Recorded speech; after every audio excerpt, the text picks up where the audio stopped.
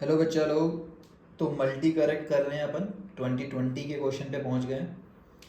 और obviously JEE advance thermodynamics. तो in the thermodynamics बोलता है the PV work done is given by इतना। ये वाला वर्क डन कब होता था? जब रिवर्सिबल हो। ठीक है, माइनस पी डेल्टा वी। ये क्या है? P external. एकदम basic definition of reversible work done यही था। माइनस साइन साइन कन्वेंशन के लिए निकालते थे। अब रिवर्सिबल में एडियाबैटिक है, आइसोथर्मल है, उससे कोई फ़र्क पड़ता है? नहीं। हाँ, ये अलग बात है कि हमारे ब्रेन में आइसोथर्मल वाला है, क्योंकि हम लोग उसी को डिराइव करते थे। कैसे डिराइव करते थे? पी को लिख देते थे क्या? N R T by V. और टी बोलते थे भैया कांस्टेंट आइसोथर्मल के केस में, तो एन आर टी को बाहर निकालिए, डी वी बाई वी कीजिए, L N V two by V one आएगा। ऐसा काम हम लोग किया करते थे।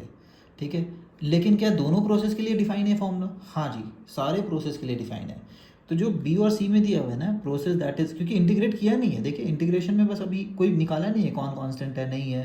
तो ये रिवर्सिबल आइसोथर्मल हो चाहे रिवर्सिबल एडियाबैटिक है, सबके लिए वैलिड है ये फॉर्मूला, दोनों ही फॉर्मूला वैलिड है। Process that is irreversible and at constant isothermal, false. Irreversible के लिए तो नहीं है।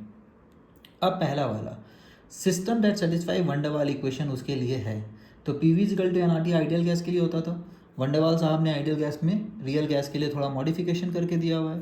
क्या मॉडिफिकेशन था उनका? ए एन, है ना, square by V square. V में कुछ मॉडिफिकेशन किया था उन्होंने, इजिकल टू बोल दिया था एन आर टी। एन क्या पुट करना है? वन। इक्वेशन से समझ में आ रहा है एन तो है ही नहीं, मतलब एक मोल के लिए सॉल्व कर रहे हैं। तो P plus N square V square, है ना। अपना काम क्या है? पी को रिप्लेस करना ताकि इंटीग्रेट कर पाए, वॉल्यूम के टर्म्स में पी को करना ताकि डीवी के रिस्पेक्ट में इंटीग्रेट हो पाए।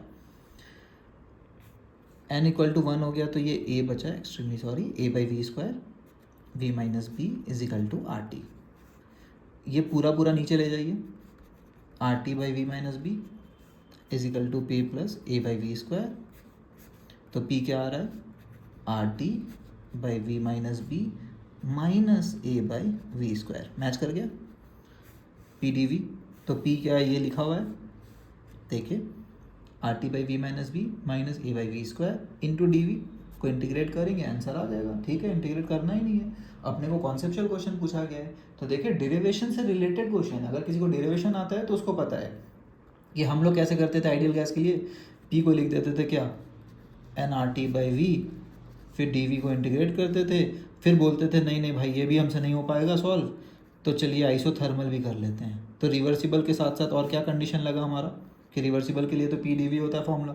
आइसोथर्मल लगाएंगे तो टेम्परेचर बोलेंगे कांस्टेंट है, तो एक काम करते हैं टेम्परेचर को निकाल लेते हैं और इसको इंटीग्रेट कर लेते हैं। ये इंटीग्रेशन हम लोग को आसान लगता था, वन बाई वी का integration, one by x D x का इंटीग्रेशन होता है एल एन एक्स। तो हम लोग लिख देते थे L N V and limits V one से वी टू, तो ये हमारा ये आ जाता था।